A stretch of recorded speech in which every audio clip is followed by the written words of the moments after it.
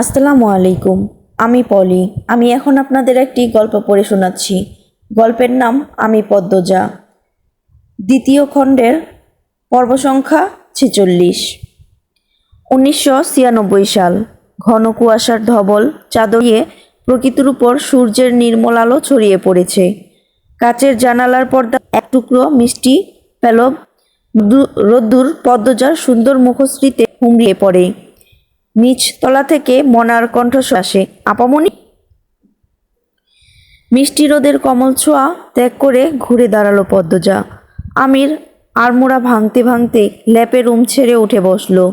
দরজার বাইরে চোখ পড়তেই দেখলো পদ্মজাকে। তনুকের মতো বাঁকা শরীরে সবুজ সুতি শাড়ি, মাথায় লম্বা বিনুনি, চওড়া পিঠের উপরে সাপের চেয়ে পাতলা কোমর উন্মুক্ত। আমির চমৎকার করে হেসে ডাকলো, পদ্মাবতী। পদ্মজা ফিরে না তাকিয়েই জবাব দিল, অপেক্ষা করুন, আসছি। আমির মুখ ঘুমট করে বলল, ইদানিং আমাকে একদমই পাত্তা দিচ্ছ না তুমি, বুড়ো হয়ে গেছি তো। ওপাশ থেকে আর সাড়া আসলো না। আমির অলস শরীর টেনে নিয়ে গেল বারান্দায়। পদ্মজা বৈঠকখানায় এসে দেখে মোনা সোফায় পানের কৌটা নিয়ে বসে আছে। তাকে দেখেই দ্রুত উঠে দাঁড়ায়। 9 বছরের মোনা এখন 14 বছরের ছটফটে কিশোরী। পদ্মজা গম্ভীর স্বরে বলল, পান খাওয়ার অনুমতির জন্য ডেকেছিস? মোনা নতজানু হয়ে দাঁড়িয়ে আছে। সে মাথা নত অবস্থায় রেখেই চোখ উল্টিয়ে তাকে পদ্মজাকে দেখলো একবার, এরপর আবার চোখ। আপামনি, একটা খেতে দাও না। মোনা চাইলে লুকিয়ে খেতে পারত, কিন্তু সে পদ্মজাকে ডেকে অনুমতি চাইছে। মনে সর হলো। বসে প্রশ্ন করলো, পান কে দিয়েছে? আবার সাথে পানের কৌটাও। আব্বা আসছিল, ভীতু কণ্ঠে বলল মোনা। কখন? ভোরবেলা। বাসায় আসেনি কেন? কাজে যাচ্ছে তাই। উনি এমনি এমনি কেন আনবেন পানের কৌটা? তুই স্কুল থেকে ফেরার পথে বস্তিতে গিয়েছিলি, তাই না? মোনা জবাব দিল না। তার চুপ থাকা প্রমাণ করছে পদ্মজার ধারণা সত্য। পদ্মজা আর কথা বাড়ালো না, বলল, একটা পান খাবি? কৌটাসহ বাকি মোহাম্মদ চাচাকে দিয়ে তোদের বস্তিতে পাঠিয়ে দেব। পদ্মজা চলে যেতে গিয়ে আবার দাঁড়িয়ে পড়ল। তীক্ষ্ণ কণ্ঠে প্রশ্ন করল, তুই নাকি গণিতে ফেল করেছিস? পদ্মজার প্রশ্নে মোনা চোরের মতো চোখের দৃষ্টি দৌড়াতে থাকলো। পদ্মজা থমকে উঠল। বলছিস না কেন? পদ্মজা ধমকে উঠল, বলছিস না কেন? আমি প্রতিদিন রাতে সময় নিয়ে তোকে গণিত বুঝিয়েছি, তবুও ফেল করলি কি করে? মোনা কাঁদো কাঁদো হয়ে বলল, পরীক্ষার আগের দিন পড়িনি। পরীক্ষায় গিয়ে সব ঝাপসা ঝাপসা মনে পড়ছিল। কেন পড়িসনি? সেদিন আমি অসুস্থ ছিলাম না, তাই আমি 2 তলায় ছিলাম, নিচে একবারও আসতে পারিনি। এই সুযোগে পড়া রেখে টিভি দেখেছিলি, তাই তো? মোনা বাদ্যের মতো মাথা নাড়ালো। পদ্মজা হাসবে না কাঁদবে বুঝতে পারল না। বেহায়ার মতো আবার স্বীকারও করছে, পড়া রেখে টিভি দেখেছে। ঢাকা আসার পরের বছরই মোনাকে স্কুলে ভর্তি করে দিয়েছিল। এখন মোনা 5ম শ্রেণীতে পড়ে। মাথায় বুদ্ধি বলতে নেই, সারা আর টিভি। এত পড়াশোনার পরও কিছু মাথায় রাখতে পারে না। পদ্মজা বিরক্তি নিয়ে জায়গা ছাড়ল। শোবার ঘরে ঢুকতেই আমির আক্রমণ করে বসল। পদ্মজার কোমরের উন্মুক্ত অংশে হাত রাখতেই পদ্মজা উফ ঠান্ডা বলে সিটকে সরে গেল। আমির হতবম্ব হয়ে গেল। 2 পা এগোতেই প্রাপ্তবয়স্ক নারীর রিনরিনে কণ্ঠে ধমক বেরিয়ে আসলো, একদম এগোবেন না। এই শীতের মধ্যে ভেজা হাতে ছুঁলেন কিভাবে? আচ্ছা, আপনি আমার কালো সোয়েটারটা দেখেছেন? পাচ্ছি না, শীতে জমে যাচ্ছি একদম। আমির কিছু বলল না। সে পদ্মজার দিকে আর চোখে তাকিয়ে আছে। পদ্মজা এদিক ওদিক তার কালো সোয়েটারটা খুঁজল, এরপর আমিরের দিকে তাকিয়ে হেসে দিল। বলল, এভাবে সঙ্গের মতো খালি গায়ে দাঁড়িয়ে আছেন কেন? আমির কিছু একটা বলতে যাচ্ছিল, তখনই টেলিফোন বেজে উঠল। পদ্মজা পাশের ঘরে চলে গেল। কালো সোয়েটারটা খুঁজে বের করতেই হবে। এই সোয়েটারটা পরে সে খুব স্বাচ্ছন্দ্য বোধ করে। আমির টেলিফোন রেখে পদ্মজাকে ডেকে জানালো সে বের হবে, জরুরি দরকার। পদ্মজা সোয়েটার খোঁজা রেখে তাড়াতাড়ি করে খাবার পরিবেশন করলো। গরু মাংস গরম করলো। আমির খাওয়া দাওয়া শেষ করে নিয়ম মতো পদ্মজার কপালে চুমু দিয়ে বেরিয়ে গেল। পদ্মজা তৈরি হয় রোকেয়া হলে যাওয়ার জন্য। ঢাকা বিশ্ববিদ্যালয়ে পড়ার সুবাদে রোকেয়া হলের অনেক মেয়েকেই চেনে। আজ মনার স্কুল নেই, সে একাই বাসায় থাকবে। পদ্মজা হলে যাচ্ছে এক ছোট বোনের সাথে দেখা করার জন্য। আমিরের তো কখনোই ছুটি নেই, নিজের ব্যবসা, যখন তখন কাজ পড়ে যায়। রোকেয়া হলের চারপাশ সবুজ গাছে আবৃত। পদ্মজা গেটের বাইরে গাড়ি রেখে এসেছে। হিমশীতল বাতাসে চোখজোড়া ঠান্ডায় জ্বলছে। তার পরনে বরকা, মুখে নিকাব। রোকেয়া হলের ভবনে এসে জানতে পারল যার খোঁজে সে এসেছে সে নেই। চারিদিক নিরিবিলি, প্রায় সবাই ক্যাম্পাসে। নির্জন পরিবেশে এমন ঠান্ডা বাতাস রোমাঞ্চকর অনুভূতি। রোকেয়া হলে এ নিয়ে অনেকবার এসেছে সে। পদ্মজা ভবনের নিচতলার শেষ মাথার কাছাকাছি অবধি গিয়ে ঘুরে দাঁড়ায় ফিরে যাওয়ার জন্য। তখন অতি শুকনো একটা শব্দ কানে ভেসে আসে। পদ্মজা থমকে দাঁড়ালো, দুই পা পিছিয়ে চোখ বুজে শোনার চেষ্টা করলো। শব্দটা তীব্র হয়েছে, যেন কাছে কোথাও ধস্তাধস্তি হচ্ছে। পদ্মজার মস্তিষ্ক সচল হয়ে ওঠে।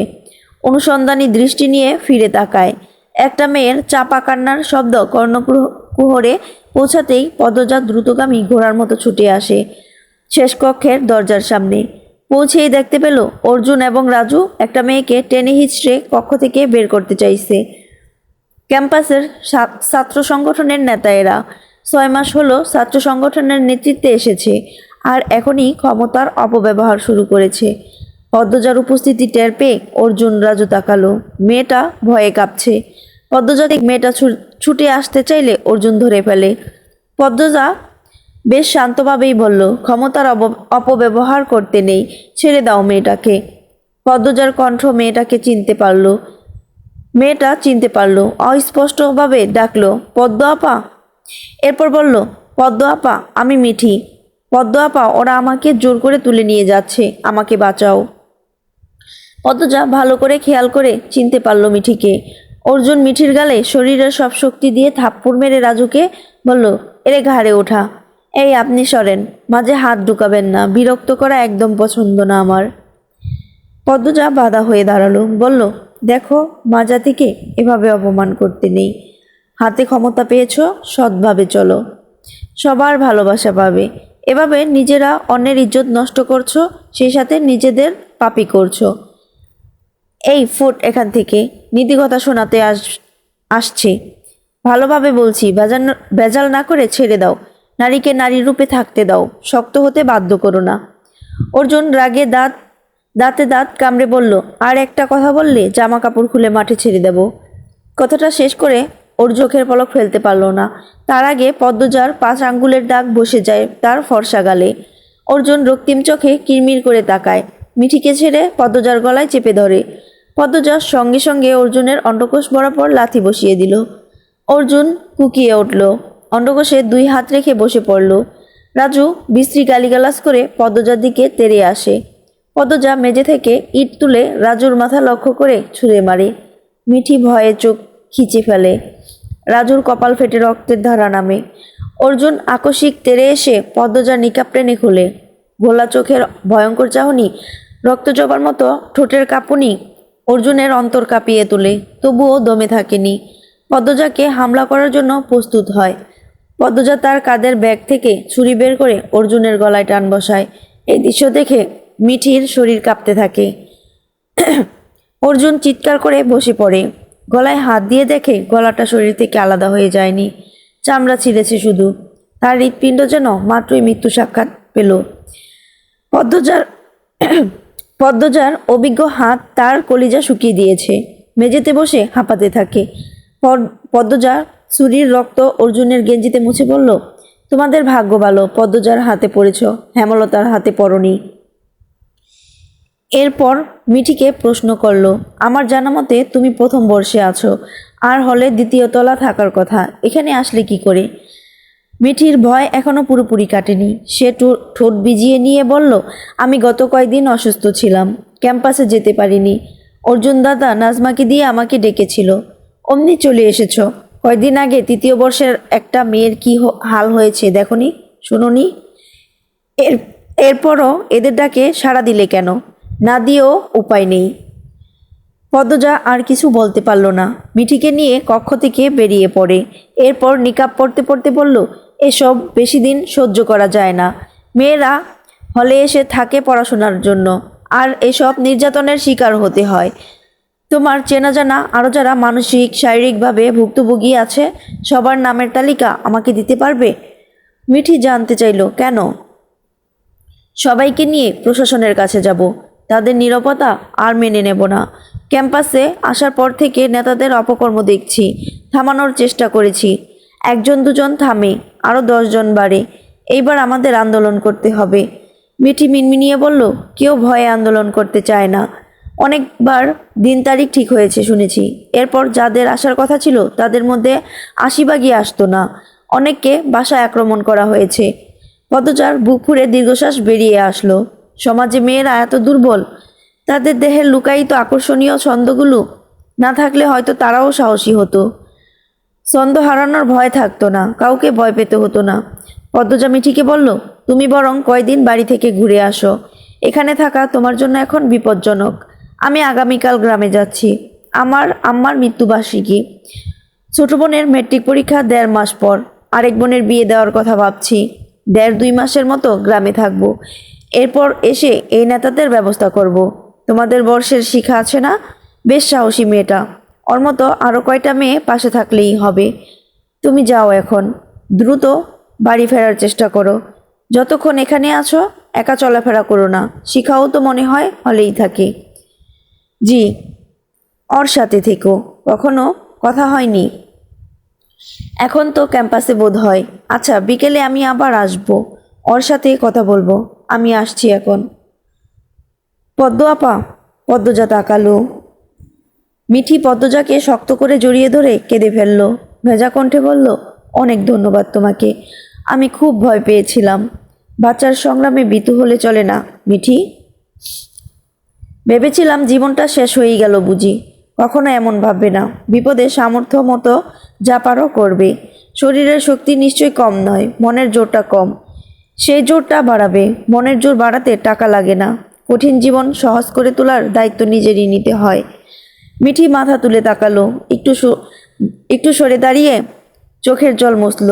এরপর বলল, দ্রুত ফিরবে পদ্ম আপা, আমরা আমাদের নিরাপত্তার যুদ্ধে নামব। পদ্মজা হেসে বলল, ফিরবো, দ্রুত ফিরবো। গাড়ি বাড়ির উদ্দেশ্যে ছুটছে। বাড়ির নাম আগে ছিল আমির বিলা, বছর ঘুরতেই আমির বাড়ির নাম পাল্টে দিল পদ্মনীর। পদ্মজা জানালার কাছ তুলে বাইরে তাকালো। রাস্তাঘাটে মানুষজন কম, ঠান্ডা বাতাস, সূর্যের আলোয় একদমই তেজ নেই, যেন থুরে বিদ্ধ হয়ে গেছে। পদ্মজা আকাশপানে তাকিয়ে 3টা প্রিয় মুখকে খোঁজে, চোখ দুটি টলমল করে ওঠে। কোথায় আছে তারা?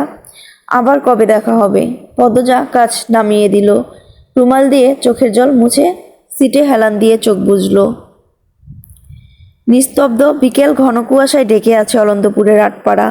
সেই নিস্তব্ধতা ভেঙে যায় নূপুর ধ্বনিতে। পূর্ণার চঞ্চল কাদামাখা 2টি পা দৌড়ে ঢোকে মোড়ল বাড়ি। পায়ের নূপুর জোড়া রিনঝিন সুর তুলে ছন্দ মেতেছে। পরনে লাল টুকটুকে শাড়ি, আঁচল কোমরে গোজা। শাড়ি গোড়ালির অনেক উপরে পড়েছে। বাড়িতে ঢুকেই চেঁচিয়ে ডেকে উঠল, বড় আম্মা, ও বড় আম্মা। বাসন্তী রান্নাঘর ছেড়ে দৌড়ে আসেন। হাতের চুড়িগুলো ঝনঝন করে ওঠে, মুখে বয়সের ছাপ পড়েছে, তাও কিঞ্চিত।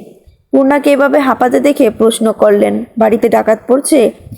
আপার চিঠি। পূর্ণা হাতের খামটা দেখিয়ে বলল। আপার চিঠি শুনে প্রেমা বেরিয়ে আসে ঘর থেকে। সে পড়ছিল, ওনা দিয়ে ঘুমটা টানা। ষোড়শী মনে বিন্দুমাত্র আগ্রহ নেই, সবার চেয়ে আলাদা হয়েছে, খুব ভীতু এবং লাজুক সে। পূর্ণা বড় বোন হয়ে সারাদিন বন বাজারে ঘুরে বেড়ায়, আর সে ঘরে বসে পড়ে, বাড়ির কাজ করে, স্কুলে যায়। পদ্মজার কথা মতো প্রতিদিনের রুটিন অনুসরণ করে। সে বলল, কি বলছে আপা, চিঠি দাও। পূর্ণা কপাল কুঁচকে বলল, তোর পড়তে হবে না। বলছে মাঘ মাসের 19 তারিখ আসছে, অনেক দিন থেকে যাবে। আজ কত তারিখ? প্রশ্ন করলেন বাসন্তী।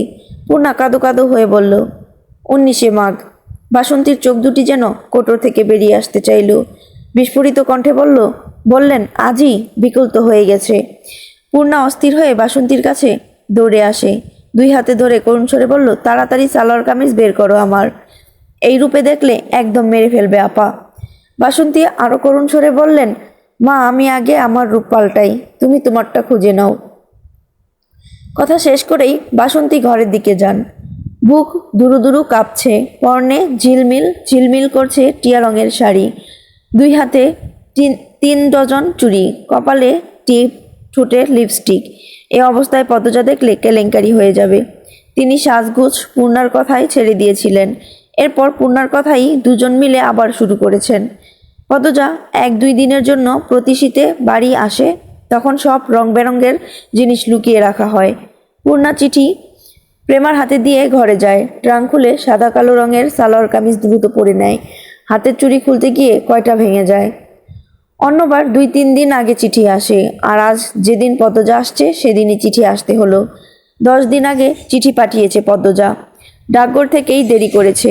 পূর্ণা মনে মনে ডাকঘরের কর্মচারীদের গালি দিয়ে 14 গোষ্ঠী উদ্ধার করছে।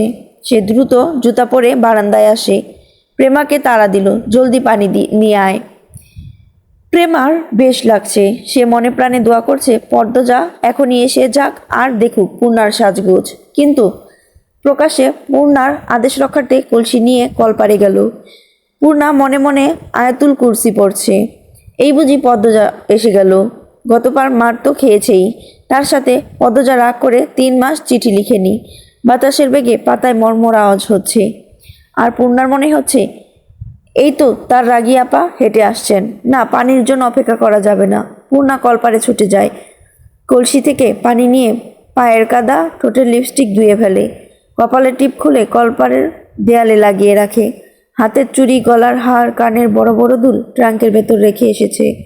পায়ের দিকে আবার চোখ পড়তেই সে আটকে উঠল। নুপুর জোড়া হাঁটার সময় অনেক আওয়াজ তোলে, এরকম নুপুর পরা নাকি ইসলামে নিষিদ্ধ। আবার দৌড়ে গেল ঘরে। দৌড়ার সময় বারবার হুমড়ি খেয়ে পড়তে গিয়েও নিজেকে সামলে নিচ্ছিল। নুপুর দুটো খুলে ট্রাঙ্কের ভেতর রেখে দিয়ে মাটিতে ধপ করে বসে লম্বা করে নিঃশ্বাস নিল, বিড়বিড় করলো, বাঁচা গেল। এরপর হাঁটুতে থুতনি রেখে মিষ্টি করে হাসলো। আজ তার আপা আসবে, তার জীবনের সবচেয়ে দামি এবং ভালোবাসার মানুষটা আসবে। ঈদের আনন্দের চেয়েও বেশি এই আনন্দ। পূর্ণা মাথায় ঘুমটা টেনে রান্নাঘরে যায়। প্রায় বছর খানেক পর আবার রান্নাঘরে ঢুকেছে সে। বাসন্তী সাদা রঙের শাড়ি পরেছেন, তাড়াহুড়ো করে এটা ওটা রাঁধছেন। পূর্ণা সাহায্য করার জন্য হাত বাড়ালো। বাসন্তী বললেন, প্রান্তরে বল গিয়ে লাল রঙের দাগ দেয়া রাজহাঁসটা ধরতে। পূর্ণা চুলায় লাকড়ি আরেকটা দিয়ে লাহারি ঘরের দিকে যায়। প্রান্তকে লাহারি ঘরেই বেশি পাওয়া যায়। প্রেমা পদ্মজার জন্য হেমলতার ঘরটা গুছাচ্ছি। এই ছিল আমি পদ্মজার পর্ব 46।